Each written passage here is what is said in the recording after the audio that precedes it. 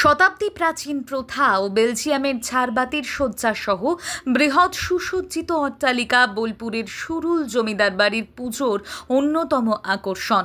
সুরুল সরকার বাড়ির এই পুজো 290 বছরে পা দিল। জমিদার ভরতচন্দ্র ঘোষের ছেলে হরিকৃষ্ণ সরকার এই পুজোর সূচনা করেছিলেন।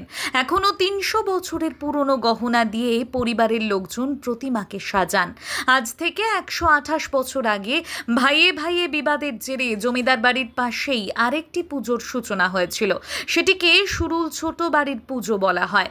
দুটো প্রতিমাই ছাঁচে নয়, হাতে গড়া হয়। 4 পুরুষ ধরে 2 বাড়ির প্রতিমা নির্মাণ করছেন সুভাষ সূত্রধর।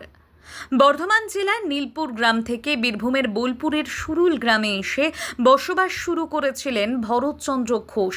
সরকার পদবি ব্রিটিশদের প্রদত্ত। তাকে সরকার বাড়ির প্রাণ পুরুষ বলা হতো। তার হাত ধরেই শুরু হয় জমিদারিত্ব। ভরতচন্দ্র ঘোষের পুত্র হরিকৃষ্ণ সরকার জমিদার বাড়ির অন্দরেই দুর্গাপুজোর সূচনা করেছিলেন। তখন মাটির তৈরি মন্দির ছিল, পরেই ধীরে ধীরে কংক্রিটের মন্দির, সুসজ্জিত নাট মন্দির তৈরি হয়।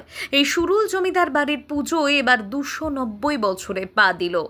তবে আজও চিরাচরিত জমিদারি প্রথা মেনেই পুজো হয়। এই জমিদার বাড়ির পুজোর মূল আকর্ষণ হলো দেখার মতো বৃহৎ অট্টালিকা, বড় বড় থাম, ঐতিহ্যবাহী জানালা, দরজা, সিংহদুয়ার প্রভৃতি দেখার মতো। এছাড়া পুজোর সময় পুরনো বড় বড় বেলজিয়ামের ঝাড়বাতি দিয়ে মণ্ডপ সাজানো হয়। 128 বছর আগে ভাইয়ে ভাইয়ে বিবাদের জেরে জমিদার বাড়ির পাশেই আরেকটি পুজোর সূচনা হয়েছিল। এটি সুরুল জমিদার ছোট বাড়ির পুজো হিসেবে পরিচিত। তবে দুটি পুজোর প্রথা একই, প্রতি বছর একই গড়নের প্রতিমা নির্মাণ হয়। বৈশিষ্ট্য হলো প্রতিমার মুখ ছাঁচে নয়, হাতে করে নির্মাণ করা হয়। 4 পুরুষ ধরে বীরভূমের খয়রাশোলের বাসিন্দা সুভাষ সূত্রধর 2 জমিদার বাড়ির প্রতিমা নির্মাণ করে আসছেন। 300 বছরের পুরনো গহনা দিয়ে সরকার পরিবারের সদস্যরা প্রতিমাকে সাজিয়ে তোলেন। দোলায় করে ঘট ভরার প্রথা, চাল কুমড়ো, আখ, ছাগ বলিদান করা হয়। সুরুল সরকার বাড়ির শরদিন্দু সরকার বলেন, আমাদের পুজো 290 বছরে পা দিল। এই পুজো বৈষ্ণব মতে হয়, কিন্তু বলির প্রথা আছে। আগে এই মন্দির মাটির ছিল, পরে কংক্রিটের নাট মন্দির তৈরি হয়। পুজোর 4 দিন সরকার পরিবারের সকলে যে যেখানেই থাকেন বাড়িতে আসেন, সকলে মিলিত হন। আমাদের পুজোর প্রথা প্রথম দিন থেকে আজও একই।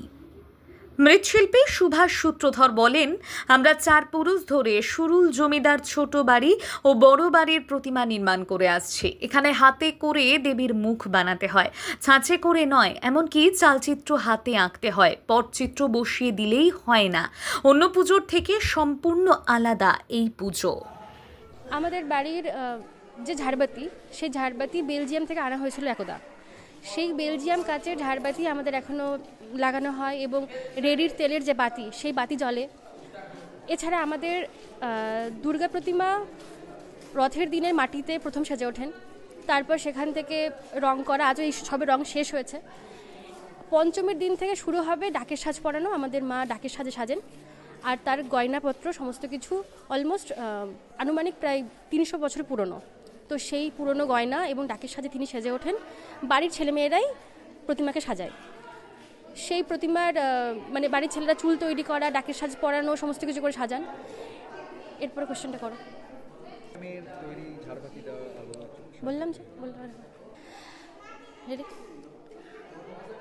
আমাদের একটি বৃহৎ সংসার, সুরুল বড় বাড়ি একটি বৃহৎ সংসার। তো এই পরিবারের বেশিরভাগ মানুষই বাইরে থাকেন। পুজোর সময়তে তারা চেষ্টা করেন সবাই বাড়িতে আসার। পুজোর 4টে দিন চেষ্টা করেন সবাই একসাথে মজা করে হই হুল্লোড় করে কাটাবার। তো এই সময়টাতে সবাই একসাথে একটা মিলন ক্ষেত্রে পরিণত হয়। এবং আমাদের বড় বাড়ির বাইরে একটি মেলার প্রাঙ্গণ তৈরি, এক মেলার ক্ষেত্র তৈরি হয়। সেখানে সব নানান রকমের জিনিসপত্র বিক্রি হয়। আমরা খুব মজা করি। এছাড়া এরপর কয়েকদিন পরে আমাদের নাড়ু তৈরি করতে চলে আসবেন ঠাকুর। সেখানে নাড়ু, মিষ্টি ইত্যাদি তৈরি হবে।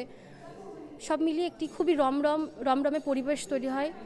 আর বাংলার যে পুরনো সংস্কৃতি, যেটা প্রায় যেতে বসেছে, যাত্রাপালা, সপ্তমী, অষ্টমী, নবমী, এই 3টে দিন কিন্তু রাত্রিবেলা সমস্ত অনুষ্ঠান শেষ হয়ে যাওয়ার পরে আমাদের যাত্রা গান হয়। তো এইটি আমাদের। আমার নাম দেবপ্রিয়া সরকার। আরেকবার বলি, আমার নাম দেবপ্রিয়া সরকার। হ্যাঁ, অষ্টাদশ শতকের প্রথম অর্ধে আমাদের আদিপুরুষ ভরতচন্দ্র সরকার এই সুরুল গ্রামে আসেন। তার আদি বাড়ি ছিল বর্ধমান জেলার বাঁকা নদীর তীরে নীলপুর গ্রামে।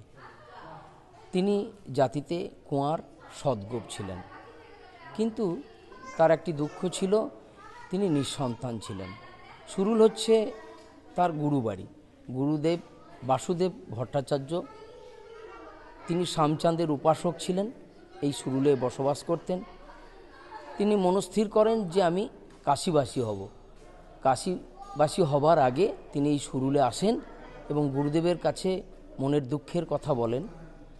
গুরুদেব কিছুদিন থাকার অনুরোধ করেন এবং শ্যামচাঁদের সেবা করার নির্দেশ দেন। সেই মতো তিনি এখানে কিছুদিন পূজা অর্চনা করেন। তার মনোবাঞ্ছা কিন্তু পূর্ণ হয়।